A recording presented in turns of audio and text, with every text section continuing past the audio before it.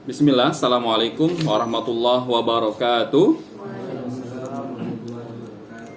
Alhamdulillahi rabbil alamin, wal aqibatu lil muttaqin, wala udwana illa 'alal zalimin. Wassalatu wassalamu ala nabiyil mursalin wa ala alihi wa sahbihi ajma'in. Kaifa halukum? Ya, alhamdulillah. Shaimin was shaimat, ya, pada kesempatan yang berbahagia ini kita masih diberikan fursah, kesempatan oleh Allah yang mana tidak mungkin yang mana bisa jadi di luar sana yang sudah Allah berikan batas waktunya sudah habis, telah dicabut nyawanya oleh Allah Subhanahu wa taala. Ya, seperti tadi subuh ada tetangga saya juga yang dekat masjid itu meninggal. Sudah ada juga ya. Nah, ya Bang Irfan juga ada tetangganya yang sudah dipanggil ataupun sudah dihabis masa kontraknya sama Allah Subhanahu wa taala.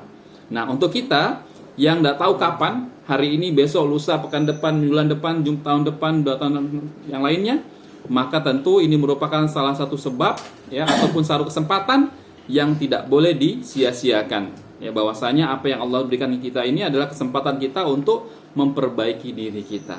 Ya, memperbaiki kesalahan kita ya dan juga memperbaiki kealpaan dan kekurangan kita.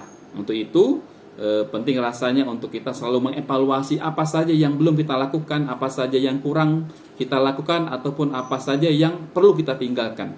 Ya, baiklah ikhwah dan akhwat sekalian, pada kesempatan yang berbahagia ini kita sedikit melanjutkan terkait dengan al-hikam ataupun min hikamis siyam, yaitu fi hikamis siyam, yaitu hikmah-hikmah dari berpuasa.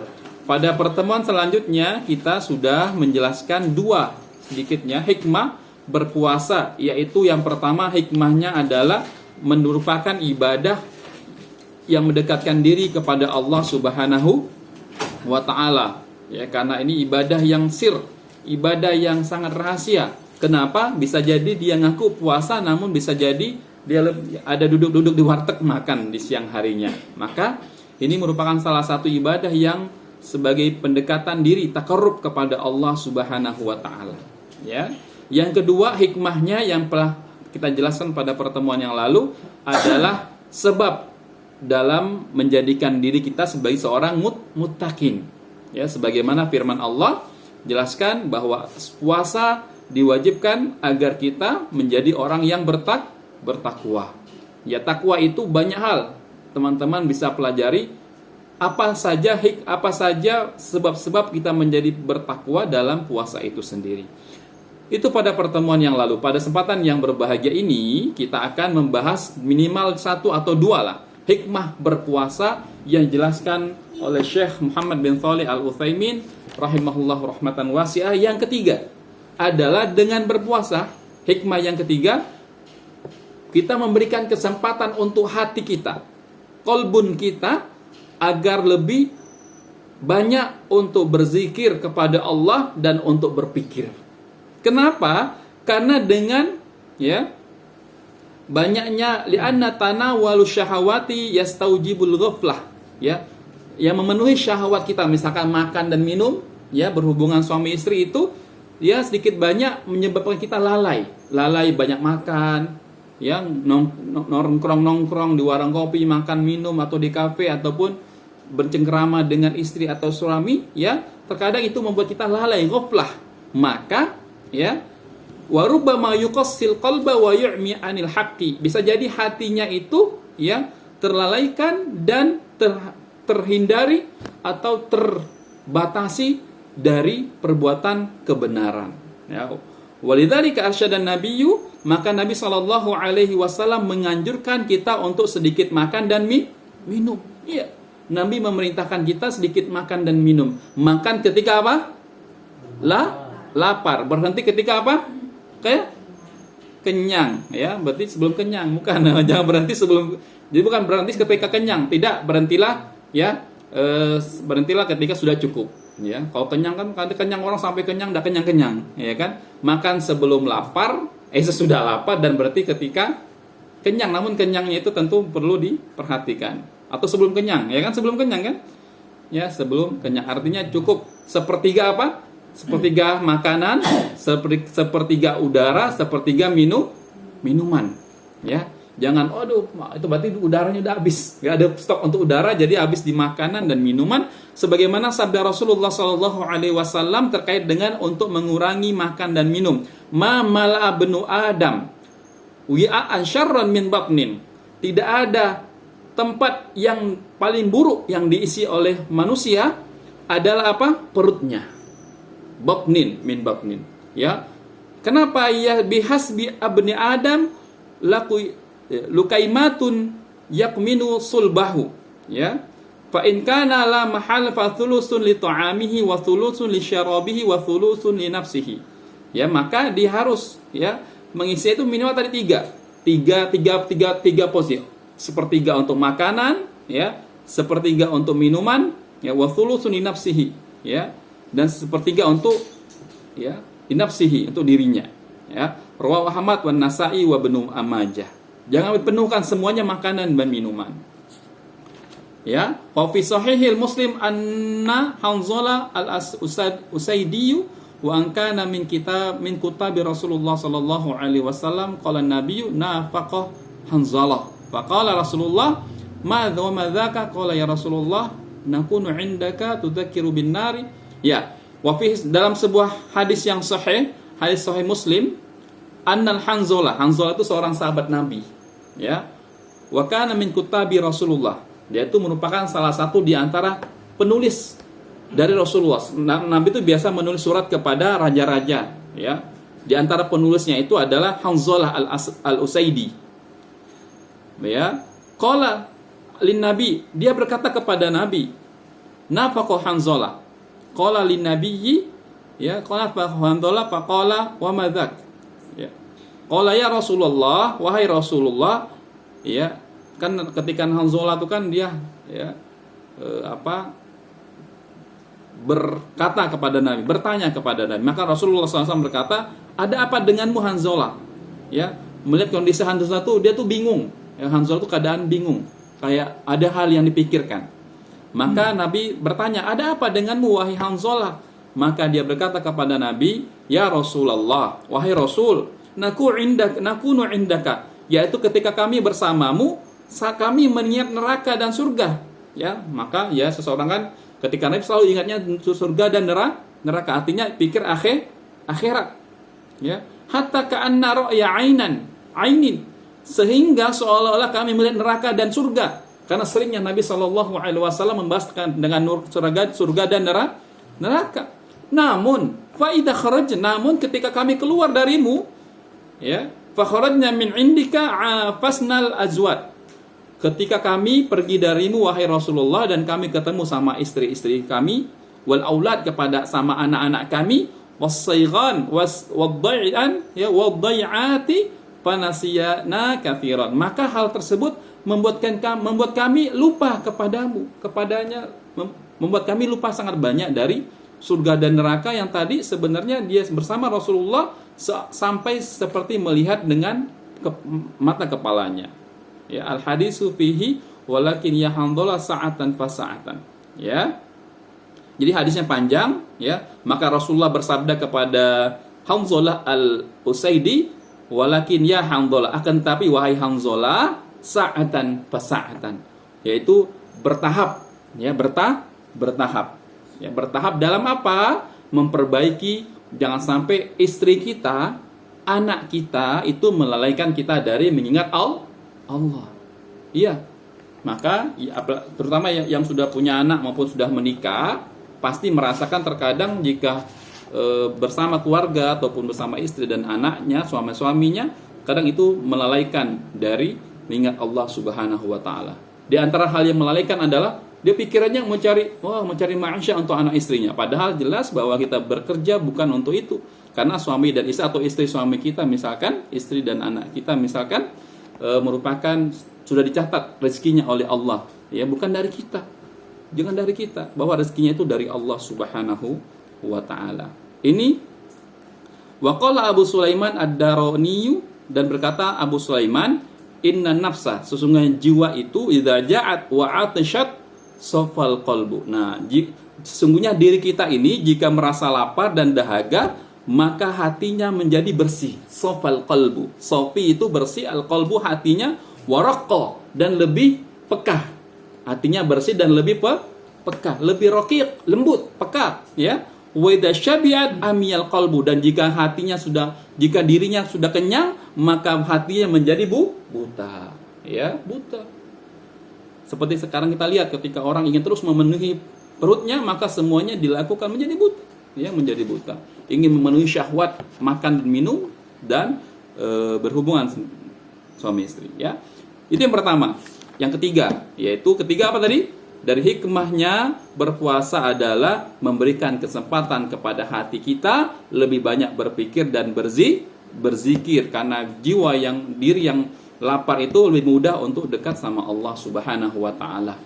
Yang keempat dan terakhir adalah wa min hikami siyam. Dari hikmah berpuasa adalah annal ghaniyya, bahwa seorang yang kaya ya'rifu min qadara ni'matillah, dia mengetahui kadar nikmat dari Allah Subhanahu wa taala kepada dirinya dengan kekayaan yang telah Allah berikan kepadanya. Jelas, agar orang yang makannya sudah Masya Allah, makannya tidak perlu mikir lagi hari ini makan apa, ya kan, sudah ada dan sebagainya. Beda seketika orang yang fakir dan du'afa dan masakin, ya, mereka harus bekerja mendapatkan uang untuk makan hari itu, ya, makan kadang penghasilannya habis hanya untuk makan misalkan. Maka dengan puasa orang kaya mengetahui nikmat yang Allah berikan kepadanya, karena bisa jadi orang tuh merasa kurang terus, ya kan, haitsu an'amallahu alaihi bit-ta'ami wasyarabi wan nikahi, ya, dia ingat dengan kekayaan yang Allah berikan kepadanya, bahwa nikmat yang Allah berikan kepadanya berupa makanan dan minuman dan bisa menikah. Wa qad hurimaha katsirun minal khalqi, dan banyak orang yang tidak bisa mendapatkan itu, ya, tidak bisa makan dengan enak, minum dengan enak, tidak bisa nikah misalkan, ya. Fayahmadullaha ala hadhihi ni'mah, maka dia memuji Allah atas nikmat dan anugerah yang diberikan kepadanya. Wa yashkuruhu, dan bersyukur ala hadat taisir, dan bersyukur atas kemudahan-kemudahan yang Allah telah berikan kepadanya. Wa yadhkuru bidzalika akhahul fakir, maka dia juga ingat kepada saudaranya seorang yang fakir, yang mana rubbama yabitu tawiyan, yaitu ketika mengingat saudaranya yang fakir itu bisa jadi dia tidur dalam keadaan lapar. Fa yajudu alaihi bisadaqah, maka memudahkan dia untuk bersedekah setelah merasakan betapa susahnya tidur dalam keadaan lapar misalkan, ya, maka memudahkan dia untuk bersedekah. Maka Ramadan adalah tempat kita untuk memperbanyak sedekah, ya. Fa yajudu alaihi bisadaqati yaksu biha auratahu wa yasuddu biha jaw'atahu, dan dia bersedekah untuk apa? Agar bisa membantu saudara-saudaranya yang membutuhkan, baik dari segi menutupi kelaparannya, ya kan, ataupun bercoba membantu dia agar bisa menutup auratnya, ya, dan juga bisa tinggal dengan nyaman, ya. Walidzalika kana nabiyyu ajwadun nasa, untuk itu Nabi sallallahu alaihi wasallam menjadi manusia yang paling dermawan. Wa kana ajwadu ma yakunu fi Ramadan, dan paling dermawannya Nabi itu ketika di bulan Ramadan. Hina yalqahu Jibrilu alaihi salatu wassalam fayudarisuhul Quran, ketika Jibril datang kepada Rasulullah, ya, ketika yaitu mengajarkan Al-Quran. Setelah mengetahui, ya, dari Jibril, maka Nabi menjadi lebih dermawan lagi daripada sebelumnya. Dan terakhir, yang kelima, ya, yang ketiga tadi apa?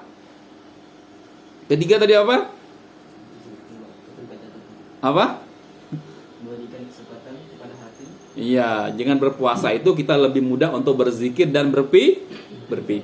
Tadi tidak sibuk, waduh kelaparan, ya, lapar, ya, kelaparannya kayak orang bodoh-bodoh, kekenyangan kayak orang bodoh-bodoh kan menyandaranya, kan. Kalau lapar rese, kalau kekenyangan kayak orang bodoh. Kalau lapar rese kadang kan misal sebagian orang, ya, kadang karena kelaparan. Namun lapar orang berimannya, laparnya orang beriman itu makin tenang dirinya, ya, makin tenang dirinya untuk berpikir dan berzikir. Yang keempat apa? Hikmah berpuasanya? Iya. Nyontek dulu. Semoga bisa dihafal, nanti bisa teman-teman menjadi materi untuk anaknya, ya kan, untuk suaminya, ya, untuk adiknya, untuk ibu dan ayahnya, untuk tetangganya, ya. Karena Nabi SAW balighu anni walau ayat, sampaikan daripadaku walaupun satu ayat, ya. Apalagi di bulan Ramadan pahalanya yad'ab, bertambah dan bertambah. Terakhir, ya, dari hikmah berpuasa atau yang kelima, at-tamarrunu 'ala dhabtin nafsi. At-tamarrun, ya.